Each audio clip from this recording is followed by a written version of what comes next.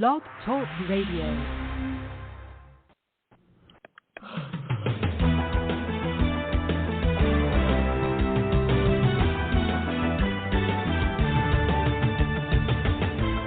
Fulfill Radio, a voice you can trust. Broadcasting live presents Two Guys and a Bible with Don Preston and William Bell. Join us each week at 7 p.m. Eastern, 6 p.m. Central as we bring you exciting, sound, challenging, and comforting messages regarding the end times. Thank you for tuning in today. Don Preston is the founder of Preterist Research Institute, or PRI. Don is a prolific author, having written and published 19 books, a host of audio and DVD studies, and is a debater and defender of the full preterist view. His websites are BibleProphecy.com, Eschatology.org, and DonKPreston.com. William Bell is the founder of AllThingsFulfilled.com Ministries and has a website bearing the same name, and has authored 3 books, audios, and DVDs. He has published hundreds of articles and recordings. And now, ladies and gentlemen, welcome to Two Guys and a Bible broadcast with Don Preston and William Bell.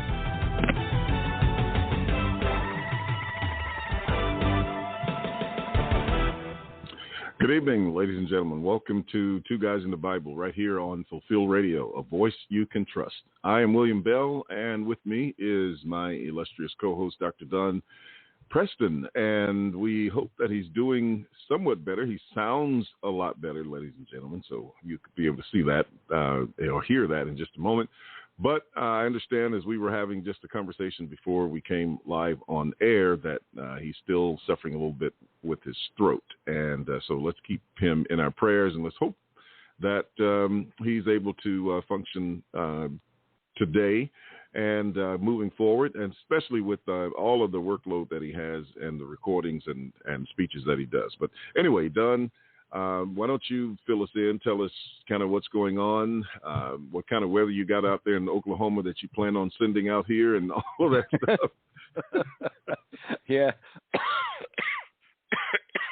Pardon me. It's been raining here today, this afternoon, and I mean just pouring and sloshing. So you've probably got that to look forward to. It's hot, it's muggy, it's summertime. So, it's just kind of normal type of the type of weather that you expect this time of year. And my throat is still very, very sore, as you know, and as I mentioned last week, I had strep throat almost 3 weeks ago now, and it was absolutely awful. Never had that before, and I'm getting my voice back. It's still very difficult to talk, to be honest about it, and I can't talk very long without beginning to cough, as I've already coughed here at the beginning of the program. And that makes it really, really bad because I've got Preterist Pilgrim Weekend coming up. Now, I'm really, really glad to announce that I've already got 3 lessons that I have videotaped for Preterist Pilgrim Weekend. My third one, I was still very much suffering with the difficulty of my throat, but I got it in the can, as the saying goes. Pardon me. So that's good to go. I've got 3 lessons done. And Daniel Rogers has been kind enough to volunteer to do a lot of the filming for the introductions of the speakers and what have you, to take that load off of my voice. And I've got to be able to find some time where I can just stop talking quite so much in order to give my throat the rest. Because as it stands right now, I've been continuing to film my morning musings. I've been doing my Preterist Pilgrim Weekend. I've been filming my Now TV.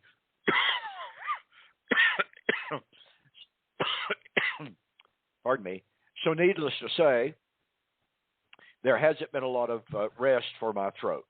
And I just suspect, unfortunately, that the soreness in my throat is not going to go away unless and until I can just give it a break. and not have to be filming every morning or every other morning, or filming 3 or 4 sessions at a time or something like that. So I don't know. I'll be going back to the doctor here in the very near future, and we'll see kind of what the doctor says. I'm almost fearful to hear what a doctor is going to tell me at this point. Some years ago, when I was experiencing something similar to this, they found, and I didn't even have strep at the time, but they found some nodules on my vocal cords, and the doctor sat me down, and he said, okay, here's the deal.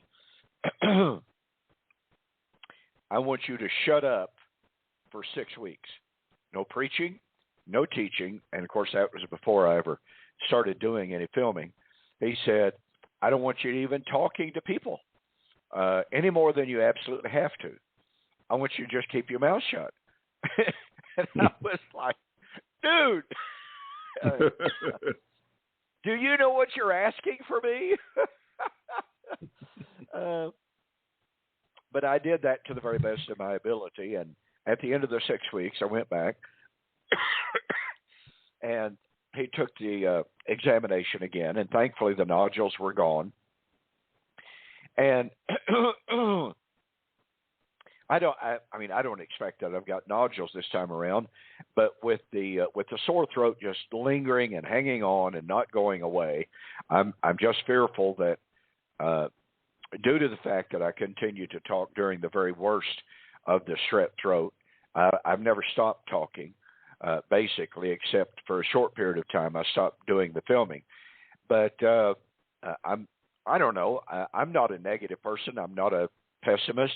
But I'm just concerned that the pain continues here now well over 3 weeks after having the strep throat. Every evening, in the morning it's not so bad, but every evening about this time, my throat just gets really, really sore to not only to swallow but to talk as well. So that's kind of where I'm at right now. You can already tell with the coughing and the throat clearing kind of what I'm experiencing now. But you know what? All of that aside, boy, I tell you what, we just continue to get such encouraging emails, and I've got to tell you that I know you and I've talked about this, about wondering about the Now TV viewership and how many people are actually watching. I have begun to get email after email and even book orders that are coming directly as a result of the Now TV videos. And so I'm very, very thankful for that. It's very, very encouraging. And pardon me. So we continue to be very much encouraged by the way things are going. And of course, I don't know how much you've been able to get on Facebook. I've tagged you on some of the discussions. It continues to be absolutely amazing that the desperate, illogical, unscriptural, just flat out crazy arguments that some of the adversaries of covenant eschatology are coming up with in order to lodge just any kind of an objection. And you literally just sit back and you just shake your head, knowing and realizing that they are literally just making this stuff up on the spur of the moment. And when you catch them in it, when you point out their blatant self-contradictions, in many instances, they denied that they contradicted themselves.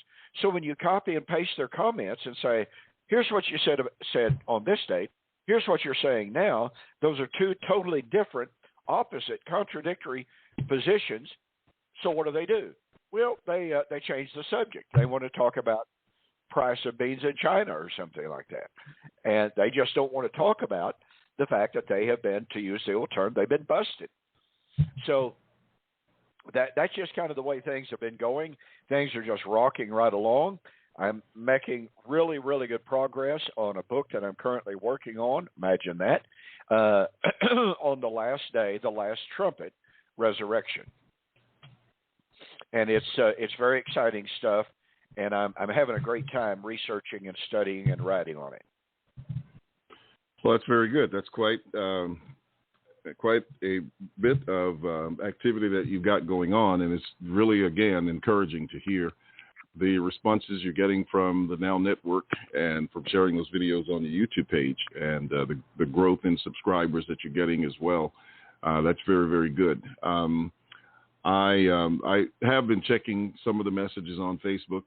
I'm almost to the point where I'm just kind of personally tired of Facebook. But I know that, it's a medium to teach on, and so that's one reason why I kind of hang out there. But for most of it, I'm just not very excited about, especially with the kind of conversations that you are talking about, because, once you expose them or make an argument that they can't respond to, then they start calling you all kinds of names and saying all kinds of things. And I guess I just have a little tolerance for that. I'm sure you're aware, and I know you are, because I read the comments. When they were in one group, they were talking about the Eucharist, right? And Yep. Becoming Christ's literal blood. So I told them to send me the lab sample. Yeah. I asked for a lab sample of the juice that they're using, or wine, whatever it is, and some of the bread, so we could do a biopsy on that and just see if, in fact, that was the case. Get some DNA readings, yeah. Exactly. And they just went ballistic. Yeah, but did they ever? You're guilty of blasphemy, William. Yeah. So, I literally hee-hawed when I read your comments, and before I read any of theirs, I knew what the response would be. It's just a classic example of they're caught in the inconsistency of their own literalism, and when you expose their literalism for being as ridiculous as it obviously is, then you're the evil person. Yeah. It's absolutely astounding. They don't admit that their hermeneutic is flawed. They charge you with blasphemy for exposing their hermeneutic. Yeah. And even people who don't agree with our preterist position come to our defense and point out their illogic, their lack of logic on these things that they're saying, and how they condemn just about everybody that they claim they're, agree with on other things by some of these, doctrines that they have. But anyway, that's how that situation goes. You were talking about illness and or the pain that you're having with your strep throat. I fell when I was in Ghana, as I was sharing with you. It wasn't anything serious. I was stepping off, I think, a platform, and I stepped on a piece of plywood that was covering a little trench, and it just totally gave way. I didn't look at it because I was looking at. And everything looked like it was fine, and so I didn't pay that much attention to it. But after I fell, I could see where the boards had pretty much rotted out. But and I fell flat. I had a phone in my hand. I think I fell on the face of it, but didn't damage it, and I didn't hurt anything. People thought I was hurt, but I wasn't hurt at all. I just got right up. And I don't know if, and I think it happened on my left foot, so I've been having some problems with just the ball of my foot right behind my little toe. But man, has it been super, super, super painful.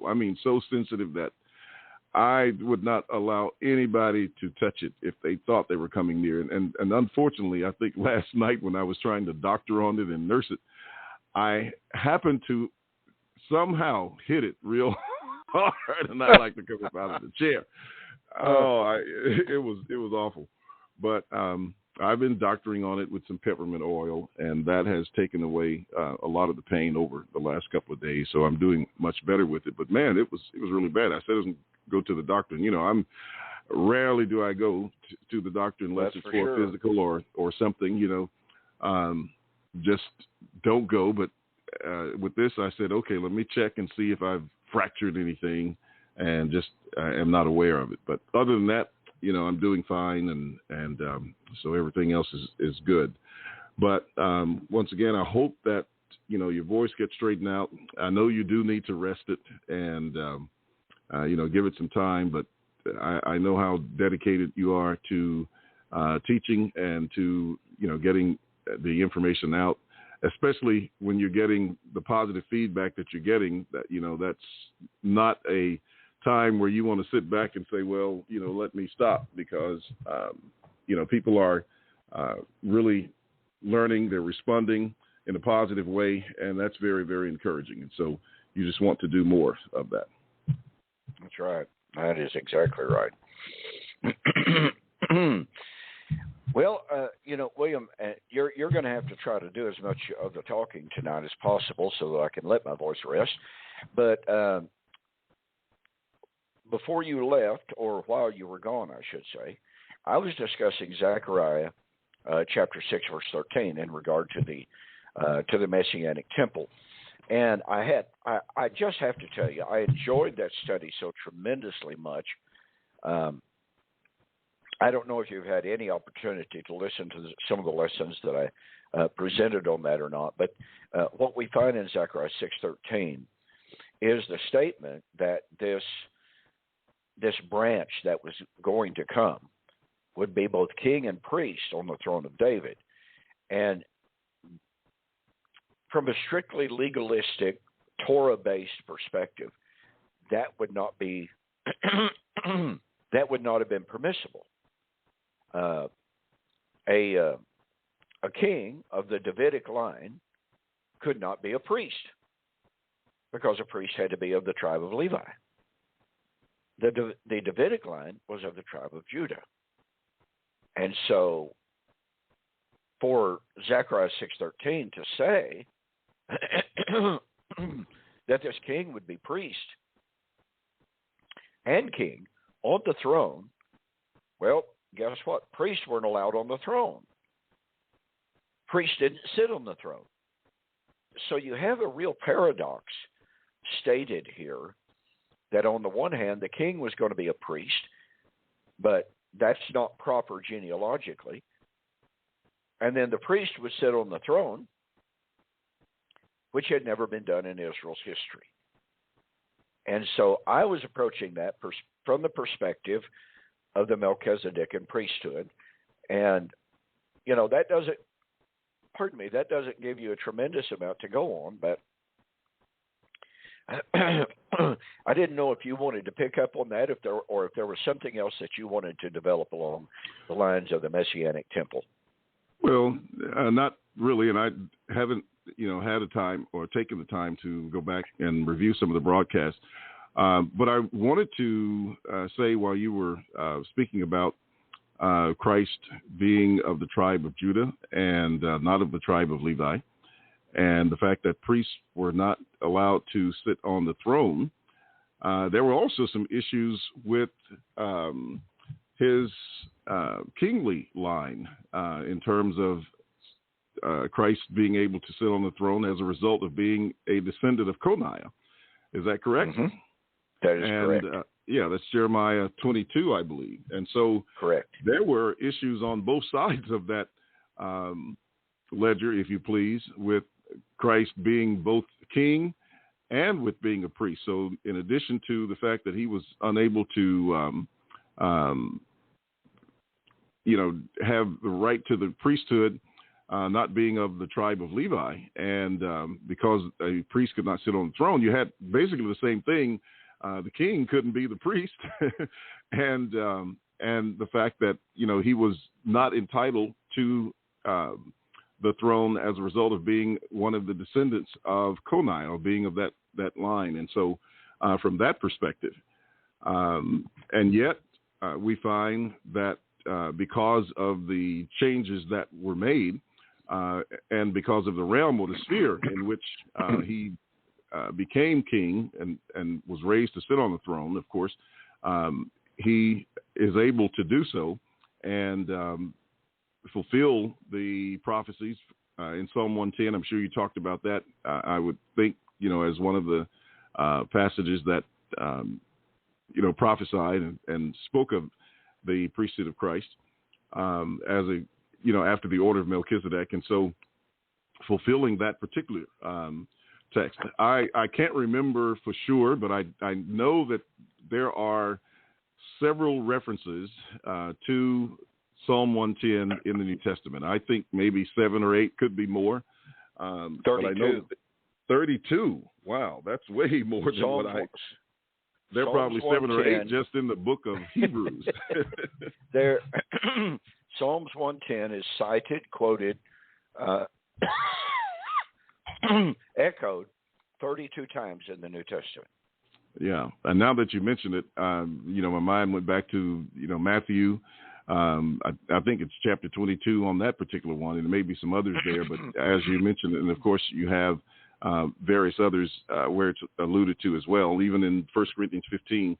So yes. It has to be more than that. It's probably 7 or 8 in the book of Hebrews, almost in one single chapter, where this reference is made. But it is a very significant point that demonstrates not only the nature of the throne of Christ, and further supports the previous lessons that have been done on the temple and the nature of the temple, because as you have passages in, for example, in Hebrews 8:1 and 2, that sets forth the realm in which Christ is priest and king. Of course, in Hebrews 7 as well, particularly talking about the order of Melchizedek. So I wish I had listened to just kind of see where you were on that, so that I could understand a little bit better the emphasis that you were making on it in terms of how you're setting forth the temple and the nature of the temple. But it's definitely a continuation of the foundation that was laid regarding Isaiah, the passages that we've looked at in Isaiah, those that we've looked at in Ezekiel, and this just, of course, adds to it in terms of the prophecy that we have here. I thought I would briefly. Go ahead. Yeah, go ahead. I thought I'd bring up an issue that the the opponents of covenant eschatology like to bring this point up. They say, "Well, are you trying to tell us that you had 2 priesthoods, 2 laws, in effect from the time of the cross until AD 70?" And of course, they like to appeal to Hebrews chapter 7, the priesthood being changed, there is made of necessity a change of the law. Now, they obviously they completely ignore the present active indicative of that text in Hebrews chapter 7 and verse 12. And when you point it out to them, strangely enough, well, that doesn't mean anything. That doesn't mean anything. So we're supposed to ignore the Greek tenses when they're inconvenient for them. But to me, there is a very, very legitimate issue to be raised about when did Christ become high priest? Do you have any thoughts rattling around in your head on that particular issue, William? Because again, our adversaries say you cannot have 2 priesthoods in force at one time. You just can't do that. And my contention is that when Christ entered the world, and a text that I would appeal to is John 10:36. In John 10:36, Jesus said that the Father consecrated him and sent him into the world. And again, that's John 10:36. Well, Margaret Barker, in her book on Revelation, says that this word consecrated is a technical word from the Septuagint for the consecration of the priest. And she cites Leviticus chapter 8 and verse 12. Have you ever looked at it from that perspective, William? I haven't. I recall, however, that some time ago you made reference to that. I don't know whether it was in a personal conversation that you and I were having, or whether it was in one of the presentations you were making. But I do recall that you suggested something to that effect, but I don't think you ever established or elaborated on it. It might have just been a passing comment. So I haven't looked at the evidence for that. That's rather interesting. I do have that book by Margaret Barker, and I'll pull it off the shelf and see what I can find on it.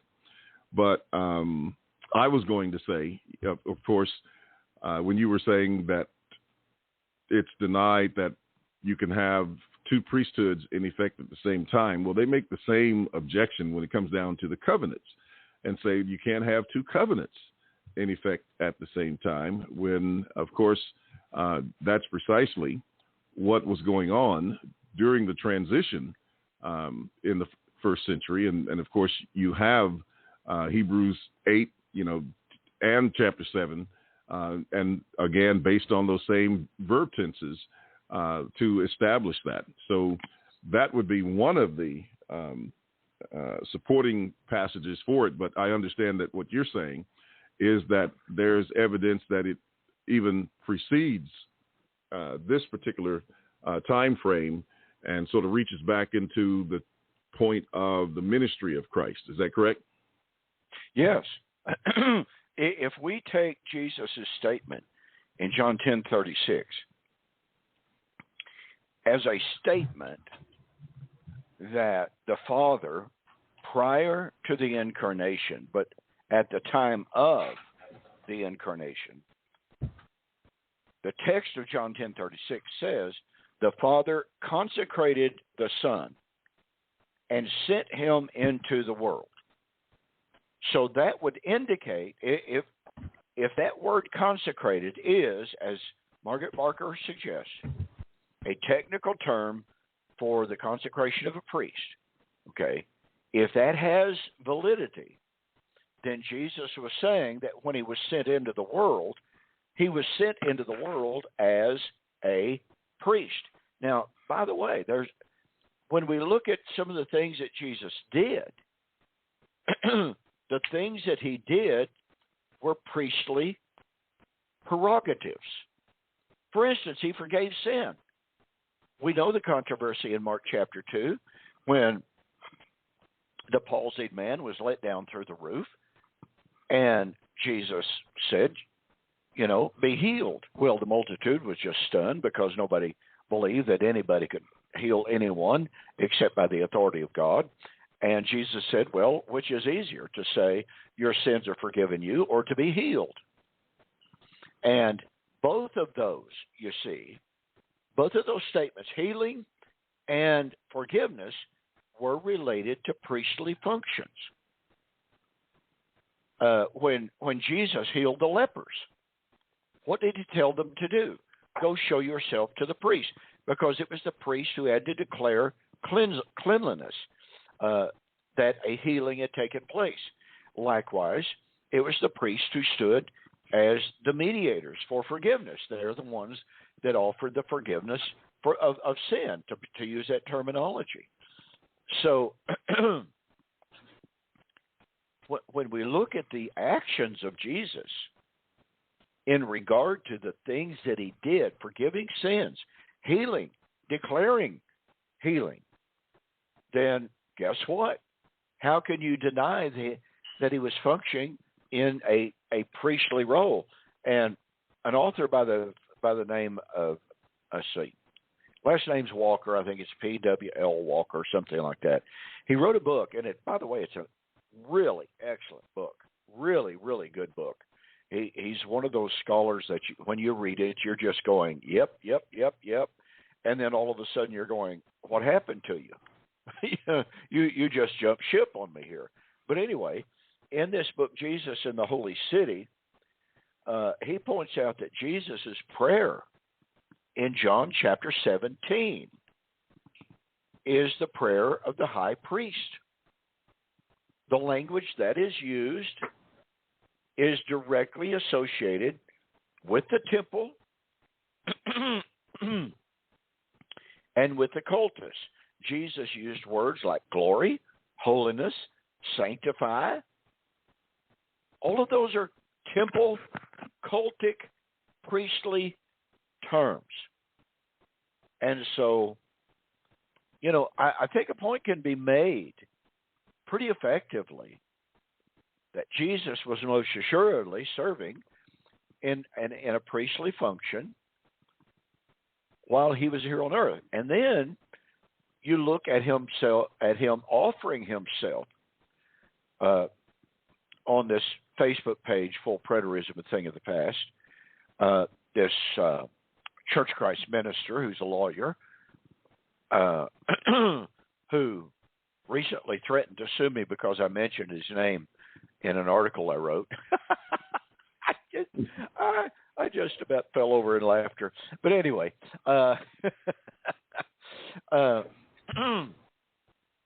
he challenged me because we were talking about priesthood, and he was appealing in the normal Church of Christ manner to Hebrews chapter 8. Well, Jesus could not serve if he were on earth, seeing that there are priests who serve according to the pattern of the law.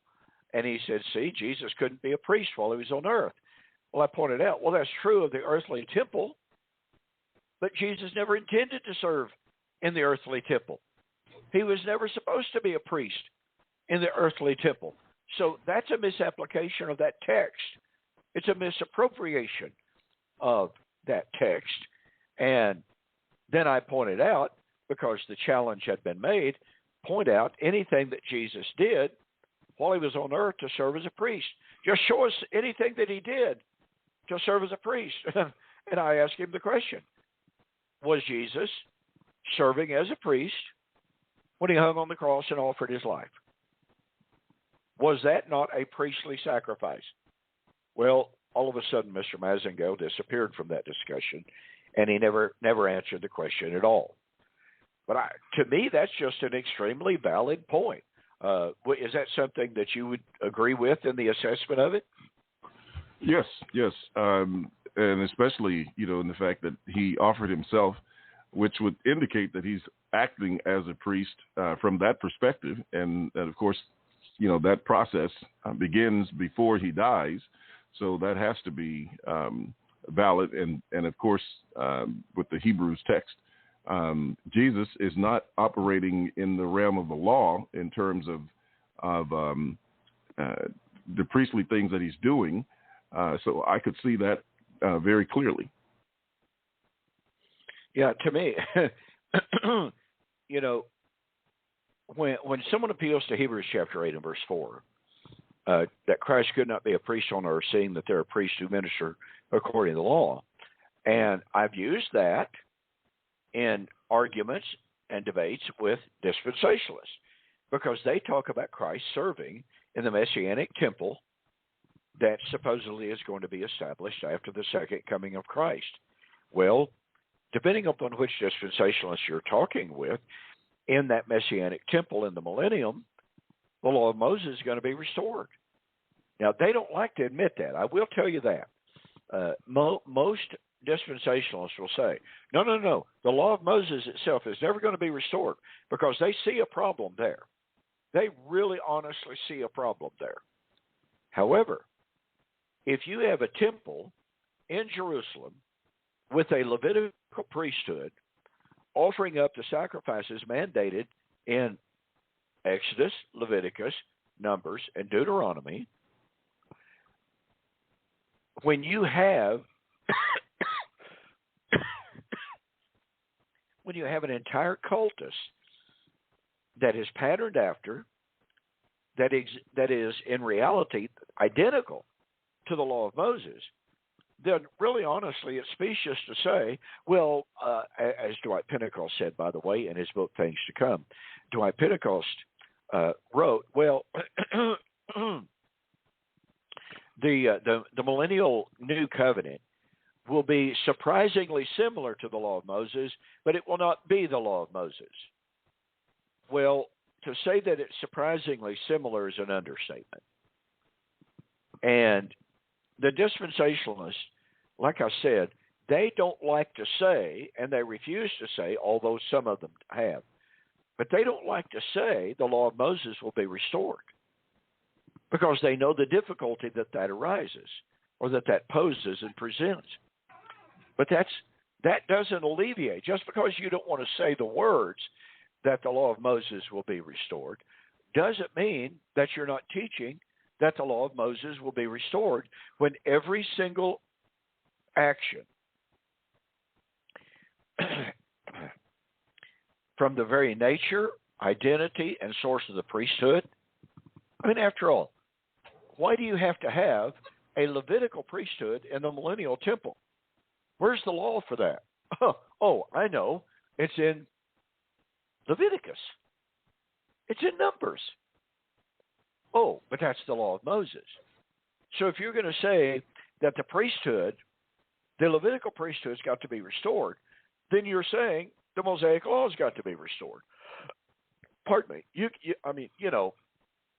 As I told somebody recently on Facebook on a totally different subject, it was some of the folks there on the anti-preterist side. When I had just exposed their error in a really embarrassing manner for them, and they had tried to change the subject. They just started, like you were mentioning a while ago, they just started calling me names, and I'm just, the devil, and I'm this and I'm that. And I said, well, here's the bottom line. It's been my experience through the years that when a man knows he cannot answer the biblical arguments, that he has to get ugly, which is precisely what you're doing. And I said, secondly, when you can't present biblical arguments, you just start making stuff up, which is what you're doing. But I said, thirdly, you can run by trying to change the subject, but you can't hide. I said, you're not going to escape the dilemma that you presented for yourself. And so, that the dilemma here for the dispensationalist is extremely acute. So I'll reiterate the point that I made a moment ago, and that is that if you're going to argue that the sacrifices that are being offered in this so-called millennial temple are the sacrifices mandated in the law of Moses, if you're going to have a reestablished temple, which is based upon the Solomonic pattern, if you're going to have a priesthood that is mandated by the law of Moses, then you are in effect, and I don't care what kind of semantics or gymnastics that you go through in order to try to deny it. When you say it's got to be this and this and this and this, and all of these thises are taken directly from the law of Moses, then guess what? That's a restoration of the law of Moses. It's simply unavoidable. No amount of semantics, no amount of verbal gymnastics can deny that reality. And so when you have a system of dispensationalism that says you're going to have Christ ruling on the throne and being a priest in the Messianic temple, then if that priesthood in that Messianic temple, if that's a Levitical priesthood, and as we talked about a great deal when we were studying Ezekiel 40 to 47, it is a Zadokite Levitical priesthood. So how are you going to have Jesus serving in the Jerusalem temple in the millennium when the priesthood is Levitical? What right does Jesus have to serve in a physical temple in Jerusalem when he is of the Melchizedekan priesthood, which is not an earthly priesthood at all? That doesn't mean that he could not have served in that capacity on earth, but he's not serving, as you pointed out a moment ago. He's not serving under the Mosaic or in the Mosaic cultus. He wasn't doing that at all. Matter of fact, he was removed from that. He was not always in Jerusalem when he was taking those priestly actions. So you have this reality of the priesthood of Christ, which is not of the Levitical line, he could be a priest after the order of Melchizedek and never even try to serve in the temple at Jerusalem. And guess what? He would be perfectly authorized in doing so, because his priesthood is not theirs, theirs is not his. So to argue, as our opponents do, and to say, you can't have two priesthoods going on at the same time. Why not? If one is a priesthood of heavenly focus, and the other is an earthly priesthood with an earthly focus, where's the problem in having two different priesthoods? Maybe I'm just being too simple. I don't know. But to me, I don't see the conundrum. The only reason it's a conundrum and a problem for our traditional folks is because their belief that you cannot have two systems operative at the same time. Yet, wait a minute, folks. You have John the Baptizer. John the Baptizer was out there in the wilderness baptizing people for the forgiveness of sin. Oh, wait a minute. That stands in direct opposition to the Levitical priesthood up there in Jerusalem. They're the ones to be offering forgiveness of sin through the temple cultus. N.T. Wright points out, when you have Jesus and Matthew and Mark and Luke all telling us that John was baptizing in the River Jordan, baptizing with the baptism of repentance for the remission of sins, that's radical stuff. That's John having one message and the Jerusalem temple priesthood having another message and practice. So who's right? Who's right?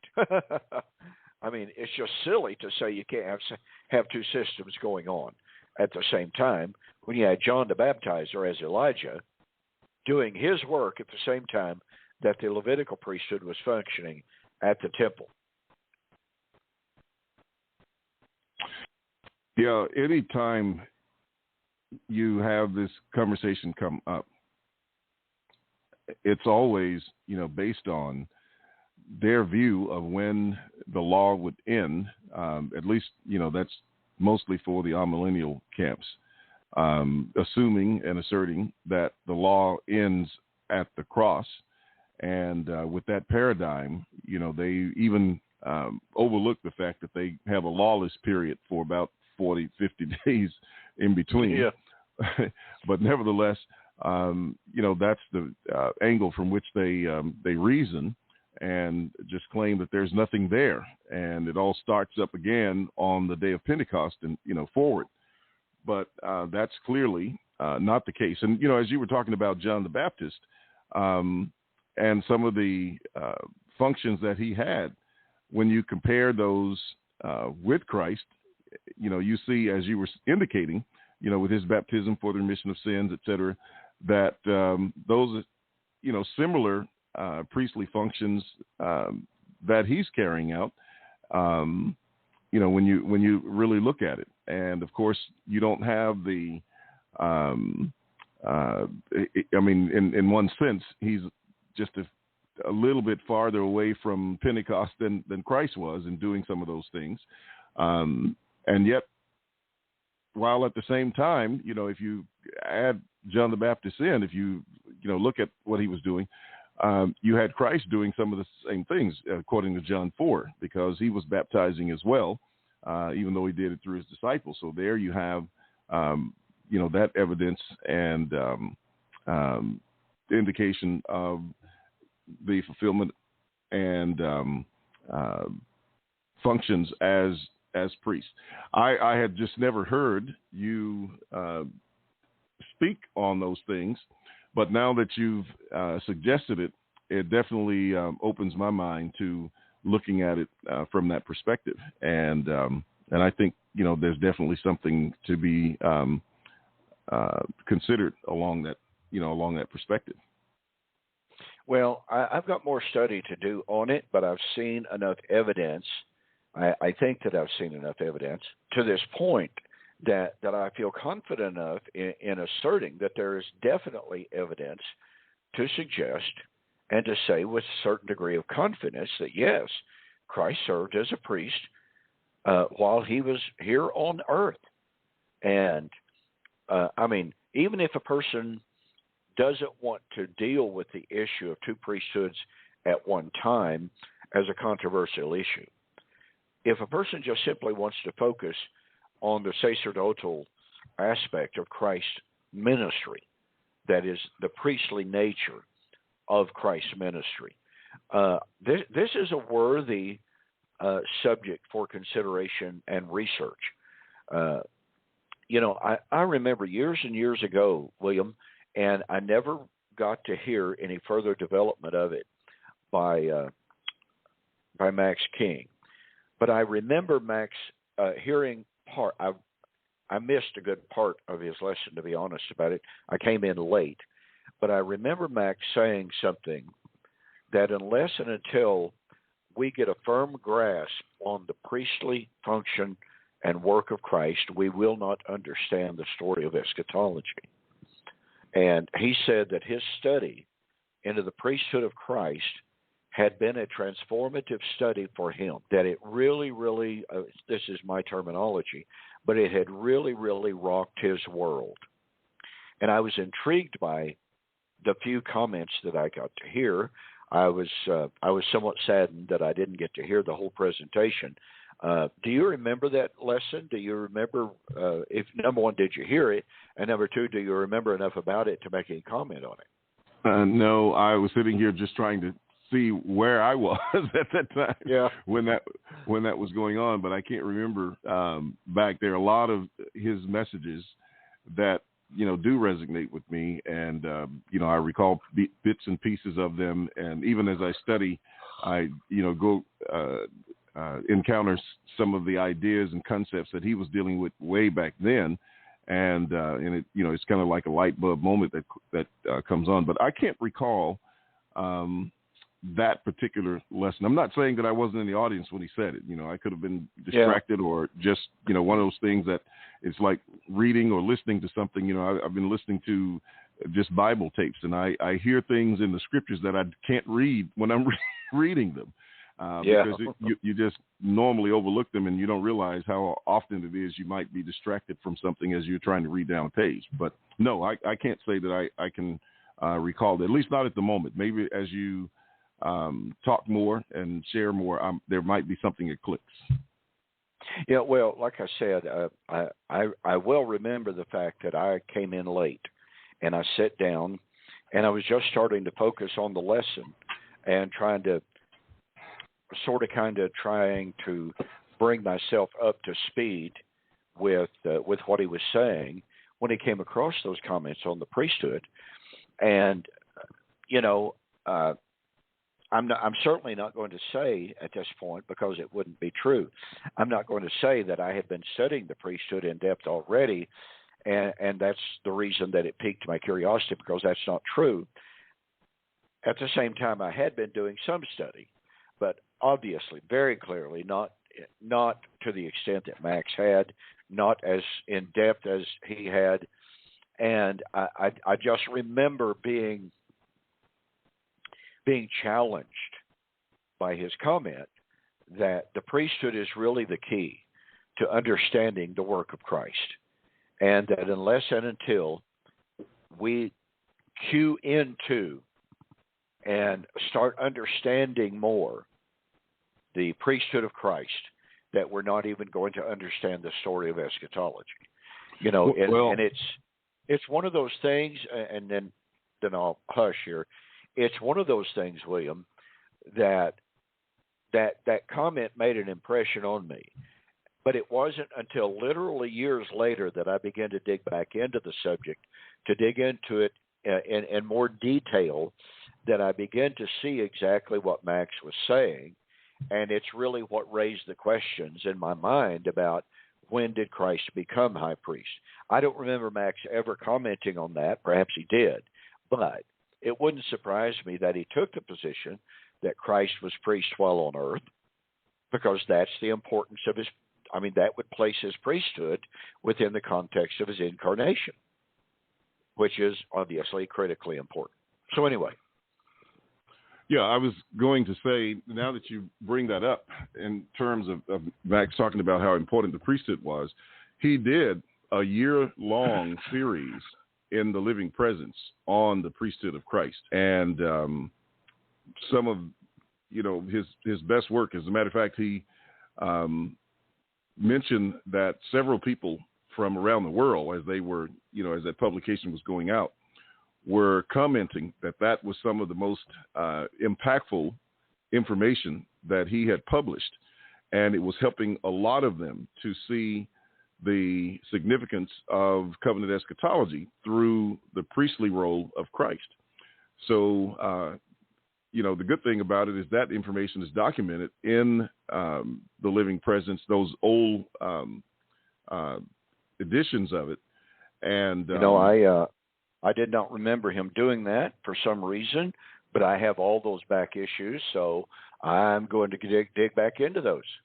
Yes, they are there an entire year, if not longer. But I know that it was a year of his dealing with the priesthood, and as you say, that's very significant. It's interesting in discussing this because, and I've been kind of glancing through Margaret Barker's book. I tipped over and pulled it off the shelf just to try to see what she did say. And, I haven't had time to really read it in depth, et cetera. But she does raise this issue about the tension that was going on, in the Second Temple period. And of course, she raises the issue in Zechariah 3 with the contention of Satan and Joshua with the filthy garments, et cetera. And so there does seem to be some, well, I won't say seem to be, because this is pretty much documented by, many scholars about this, you might say, degradation or deterioration of the priesthood as it related to, the Levitical priesthood during the time of Christ, and that in some ways, there was sort of this, I don't know whether we could call it a rebellion against, but this aversion to it in many ways that we see. And even with some of the communities that had sort of branched off from mainstream, like the Pharisees, et cetera, those who had branched off from them in these smaller sects were somewhat in rebellion against what was taking place in the priesthood. And that might lend itself, I'm just kind of surmising here, but it might lend itself more to the fact that Christ was not trying to, let's see if I can phrase this properly, perform the duties of Levitical priests, but was operating in, another realm, so to speak. And this reminds me of a conversation I recently had with someone where we were talking about, the sphere of Christ's ministry and how it related to Israel at the time. So I've got a few things to go back and check on my own related to this. But as you say, with those copies, those issues of the Living Presence, that probably would be a good place to start and review some of the thoughts that he had. And he might have some kernels in there that actually do touch on the points that you're raising in tonight's discussion. Yeah, I'm glad you mentioned that. Like I said, I did not remember him doing that long series, and so I've absolutely got to dig into those, because as we both know, Max had an ability to dig into stuff. I certainly don't agree with a lot of his, shall we say, his later, much later, and present views, but his early work was just very often profound and just absolutely remarkable. And matter of fact, what's kind of ironic here, I probably read more of his articles in the Living Presence than I did from his big book on the cross and the parousia. and so it's kind of funny that I don't remember those articles on the priesthood. I'm at a loss as to why I don't remember those at all, but I am more than intrigued at this point because I've been gathering notes. I've been trying to gather together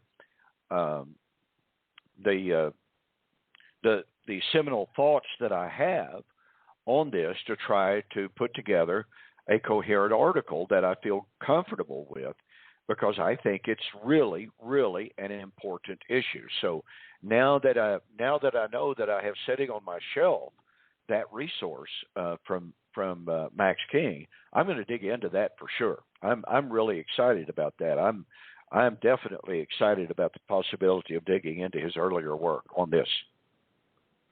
Well, I know that there are some fascinating pieces in there because I remember reading a few of them where, his tie-ins with the 14th chapter of John and the book of Hebrews, etc.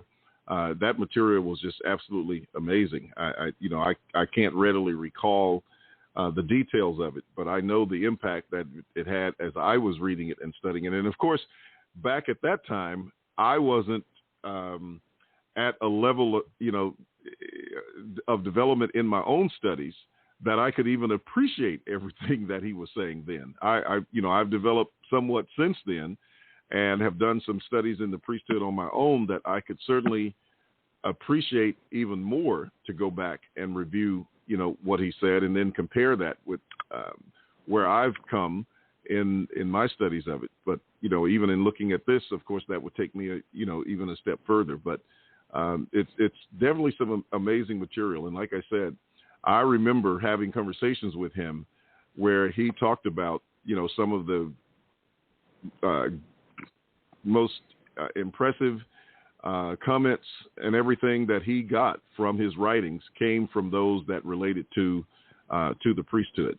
And really, even when I started my now network presentations, I did a series on the priesthood and pointed out, and it basically it was the same statement that Max said. And, now that you're saying that he made it, but when you study the coming of the Lord, all of that is priestly material. I mean, it's the essence of the priesthood. And so if you want to really understand covenant eschatology and the doctrine of the second coming, if you want to call it that, it's all about the priesthood. I mean, that's Hebrews 9:28 all day. He shall appear a second time apart from sin unto salvation. Well, that whole context, and I started from chapter 1, just dealing with the fact that the return of Christ was the fulfillment of the priestly work of Christ.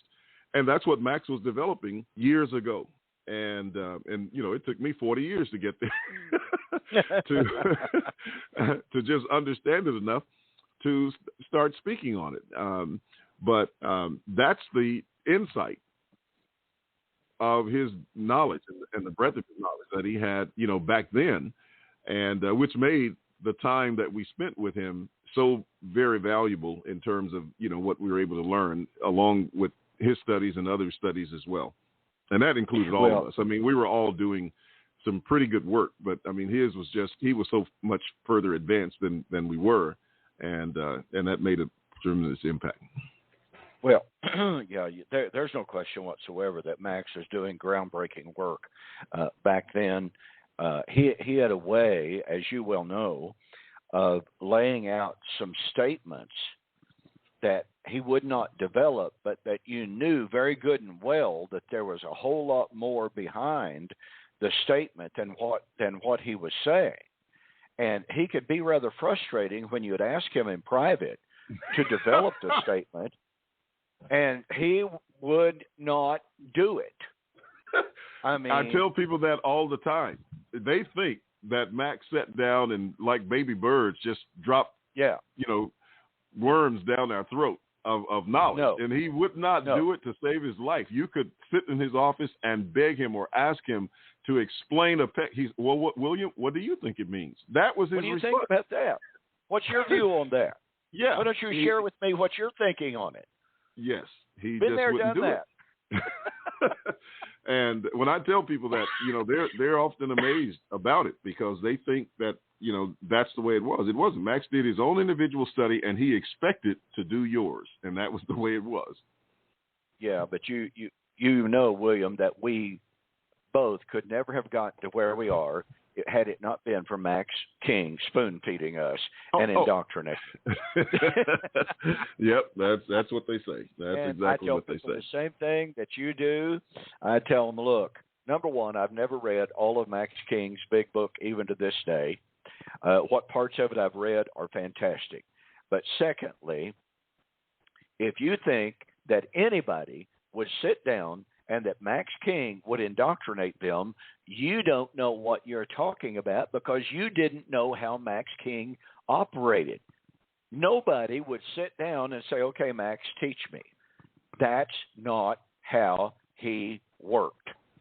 But anyway, we are completely and totally out of time. William, it's great to be with you as usual. I managed to get through it with a little bit of talk, but anyway, you did very well. Ladies and gentlemen, thank you so much for joining us here on Two Guys and a Bible on Fulfilled Radio, a voice you can trust. And with that, I'm going to say good night and God bless. Thank you for joining the Two Guys and a Bible radio broadcast.